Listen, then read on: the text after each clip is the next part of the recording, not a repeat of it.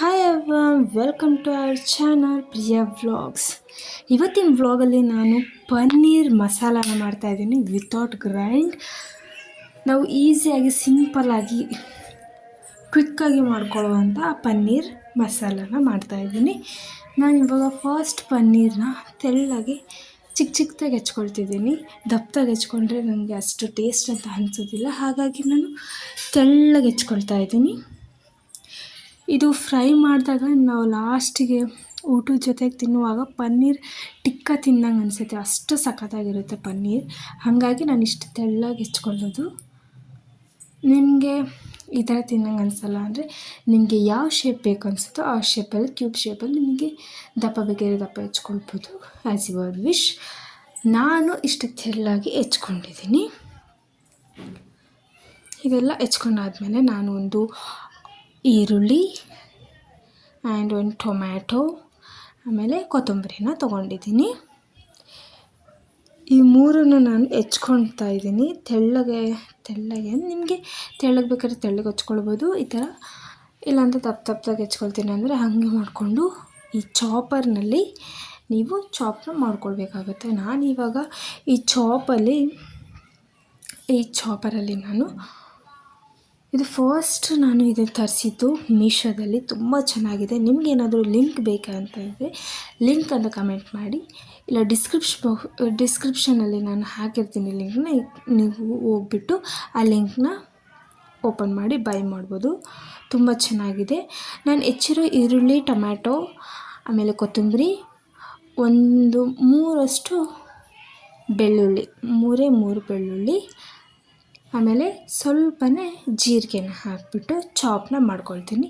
ನಿಮಗೆ ಯಾವ ಥರ ಚಾಪ್ ಮಾಡಬೇಕು ಅಂದರೆ ತುಂಬ ಸಣ್ಣ ಚಾಪ್ ಮಾಡ್ಕೊಳ್ಳೋದಿದ್ರೆ ಮಾಡ್ಕೊಳ್ಬೋದು, ಇನ್ನೊಂದು ಇದಕ್ಕಿಂತ ಚೂರು ಚಾಪ್ ಮಾಡ್ಕೊಳ್ಳೋದಿದ್ರು ಮಾಡ್ಕೊಳ್ಬೋದು, ಆ್ಯಸ್ ಯುವರ್ ವಿಶ್. ನಿಮಗೆ ಪನ್ನೀರ್ ಮಸಾಲ ಮಾಡೋಕ್ಕೆ ಯಾವ ಥರ ಬೇಕೋ ಆ ಥರ ನೀವು ಮಾಡ್ಕೊಳ್ಬೋದು.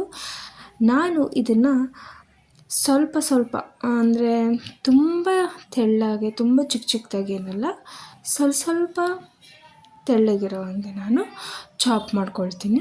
ಈ ಥರ ಚಾಪ್ನ ನಾನು ಮಾಡ್ಕೊಂಡಿದ್ದೀನಿ. ಇವಾಗ ಒಂದು ಪ್ಯಾನ್ಗೆ ನಾನು ತುಪ್ಪನ ಹಾಕ್ತಾಯಿದ್ದೀನಿ. ತುಪ್ಪ ನಿಮಗೆ ಇಷ್ಟ ಇದ್ದರೆ ಹಾಕ್ಕೊಳ್ಳಿ, ಇಷ್ಟ ಇಲ್ಲ ಅಂದರೆ ಸ್ಕಿಪ್ ಮಾಡ್ಕೊಳ್ಬೋದು.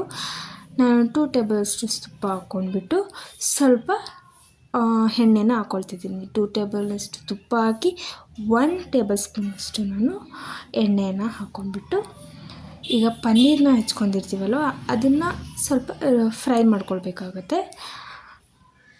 ನಿಮಗೆ ಯಾವ ಥರ ಬೇಕೋ ಆ ಥರ ನೀವು ಫ್ರೈ ಮಾಡ್ಕೊಳ್ಬೋದು. ಅಂದರೆ ಒಬ್ಬೊಬ್ಬರಿಗೆ ತುಂಬ ಕ್ರಿಸ್ಪಿ ಆಗೋ ಥರ ಫ್ರೈ ಮಾಡ್ತಾರೆ, ಒಬ್ಬೊಬ್ಬರು ಸ್ವಲ್ಪನೇ ಫ್ರೈ ಆಗೋಂಗೆ ಮಾಡ್ಕೊಳ್ತಾರೆ. ನಾನು ಸ್ವಲ್ಪ ಗೋಲ್ಡನ್ ಬ್ರೌನ್ ಆಗೋವರೆಗೂ ಫ್ರೈ ಮಾಡ್ಕೊಳ್ತೀನಿ. ಯಾವುದೇ ಥರ ಉಪ್ಪು ಹಾಕೋಲ್ಲ, ಖಾರ ಕೂಡ ಹಾಕೋದಿಲ್ಲ. ಜಸ್ಟ್ ತುಪ್ಪ ಎಣ್ಣೆನಲ್ಲೇ ಸ್ವಲ್ಪ ಫ್ರೈ ಮಾಡ್ಕೊಳ್ತೀನಿ ಕೆಂಪಗಾಗೋ ಹಾಗೆ. ನೋಡಿ, ಈ ಥರ ಸ್ವಲ್ಪ ಹೊತ್ತು ಬಿಟ್ಟು ನೀವು ಇದು ಮಾಡಿದರೆ ಬೇಗ ಇದಾಗ್ಬಿಡುತ್ತೆ. ಹಾಗಾಗಿ ಸುಮ್ಮನೆ ಸ್ವಲ್ಪ ಇದು ಮಾಡೋಂಗೆ ಕೈ ಆಡಿಸ್ತಾ ಇದ್ದಂಗೆ ಈ ಥರ ಆಗಿಬಿಡುತ್ತೆ. ಸ್ವಲ್ಪ ಗೋಲ್ಡನ್ ಬ್ರೌನ್ ಆಗೋವರೆಗೂ ಅಷ್ಟೇ, ತುಂಬ ಇದು ಮಾಡಿಲ್ಲ.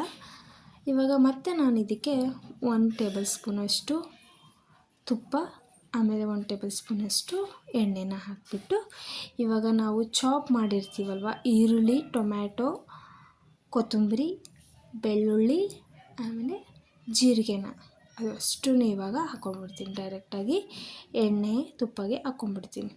ಇದು ತುಪ್ಪದಲ್ಲಿ ಮಾಡಿದಾಗ ತುಂಬ ಚೆನ್ನಾಗಿ ಅನಿಸುತ್ತೆ. ಅದೇ ಬರೀ ಎಣ್ಣೆಯಲ್ಲಿ ಮಾಡಿದಾಗ ಅಷ್ಟು ರುಚಿ ಅನಿಸೋದಿಲ್ಲ. ಬಟ್ ತುಪ್ಪ ಹಾಕಿ ಮಾಡಿ ನೋಡಿ ಎಷ್ಟು ಟೇಸ್ಟ್ ಅನಿಸುತ್ತೆ ಅಂದರೆ ಸಖತ್ತಾಗಿರುತ್ತೆ. ಇವಾಗ ಇದಕ್ಕೆ ಏನೂ ಹಾಕಿಲ್ಲ, ನಾನು ಜಸ್ಟ್ ಫ್ರೈ ಮಾಡ್ಕೊಳ್ತಾ ಇದ್ದೀನಿ. ಫ್ರೈ ಮಾಡಿಕೊಂಡು ಸ್ವಲ್ಪ ಕರಿಬೇವನ್ನ ಒಂದು 3-4 ಎಳೆಯಷ್ಟು ಏನಂತಾರೆ ಅದನ್ನ ಹಾಕಿಬಿಟ್ಟು ನೆಕ್ಸ್ಟ್ ನಾನು ಜಿಂಜರ್ ಗಾರ್ಲಿಕ್ ಪೇಸ್ಟ್ನ 1/2 ಟೇಬಲ್ ಸ್ಪೂನಷ್ಟು ಹಾಕ್ತಾಯಿದ್ದೀನಿ. ಇವಾಗ ಇದು ಸ್ವಲ್ಪ ಹಸಿ ವಾಸನೆ ಹೋಗೋವರೆಗೂ ನಾವು ಫ್ರೈ ಮಾಡ್ಕೊಳ್ಬೇಕಾಗತ್ತೆ. ಹಸಿ ವಾಸನೆ ಎಲ್ಲ ಹೋಗೋ ತನಕ ಫ್ರೈ ಮಾಡ್ಕೊಂಡ್ಬಿಟ್ಟು ನಾವು ಇದಕ್ಕೆ ಇದು ಆಗಿದ ತಕ್ಷಣ ಇದಕ್ಕೆ ಕೆಲವೊಂದು ಇಂಗ್ರೀಡಿಯೆಂಟ್ಸ್ನ ನಾನು ತೋರಿಸ್ತೀನಿ. ಇದನ್ನು ಹಾಕ್ಕೊಂಬಿಟ್ಟು ತುಂಬ ಚೆನ್ನಾಗಿರುತ್ತೆ.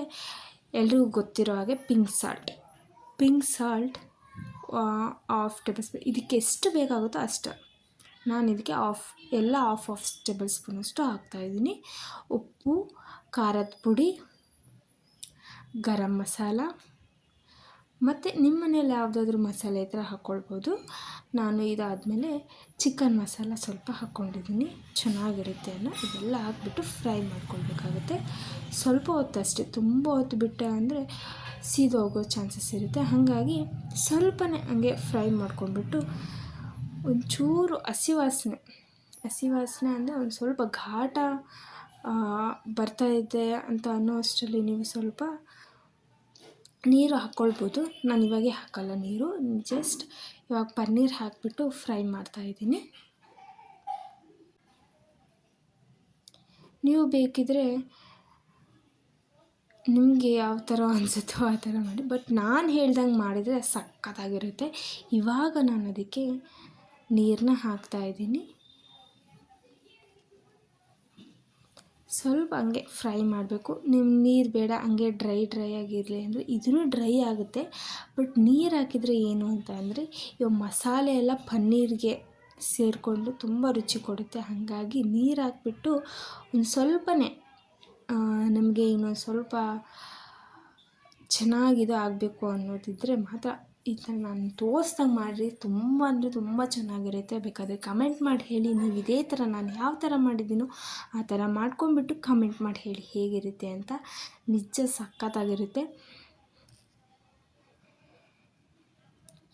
ಈ ಥರ ಇದನ್ನು ಚಪಾತಿಗೆ ಹಚ್ಕೊಂಡು ತಿನ್ಬೋದು, ಬೇಕಿದ್ರೆ ಅನ್ನಕ್ಕೆ ಹಚ್ಕೊಂಡು ತಿನ್ಬೋದು. ರೊಟ್ಟಿಗೆ ಅಷ್ಟು ಸೂಟೇಬಲ್ ಅಲ್ಲ ಅನಿಸುತ್ತೆ, ಬಟ್ ಚಪಾತಿ ಅನ್ನಕ್ಕೆ ಮಾತ್ರ ಸಖತ್ತಾಗಿರುತ್ತೆ. ಒಂದ್ಸರಿ ಟ್ರೈ ಮಾಡಿಬಿಟ್ಟು ಹೇಳಿ ನನಗೆ. ಈ ವಿಡಿಯೋ ನಿಮಗೆ ಇಷ್ಟ ಆಗಿದ್ರೆ ಲೈಕ್, ಶೇರ್, ಕಮೆಂಟ್ ಮಾಡಿ ಸಬ್ಸ್ಕ್ರೈಬ್ ಮಾಡೋದನ್ನ ಮರಿಬೇಡಿ. Thank you, bye.